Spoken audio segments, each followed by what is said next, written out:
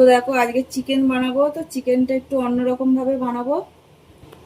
নুন দেবো, হলুদ দেবো, টক দই দেবো, নুন হলুদ টক দই দিয়ে খুব ভালো করে মেখে 15 মিনিটের জন্য রেখে দেবো। তেল দিয়ে দেবো, ফোড়নে দেবো গোটা গরম মশলা, তেজপাতা, পেঁয়াজ,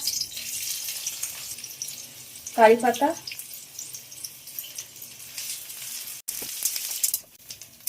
পেঁয়াজগুলো খুব ভালো করে ভাজা হয়ে গেছে। আর এবার চিকেনটা দিয়ে দেবো। আদা রসুনের পেস্ট, লঙ্কার গুঁড়ো, জিরের গুঁড়ো, ধনে গুঁড়ো,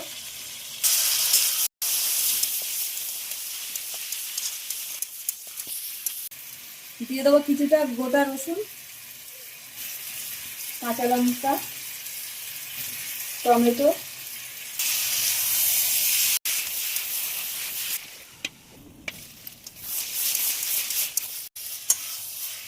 তো চিকেনটা খুব ভালোভাবে কষানো হয়ে গেছে। আর এবার জল দেবো।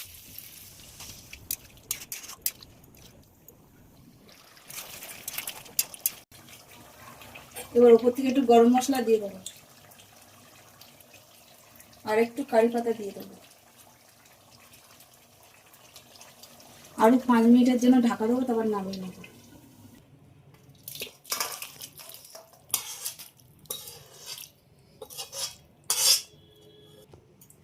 তো কারি পাতা দিয়ে চিকেন কিন্তু একদম হয়ে গেছে। তো চলো আবার পরে ভিডিও তোমাদের সাথে দেখা হবে। টাটা।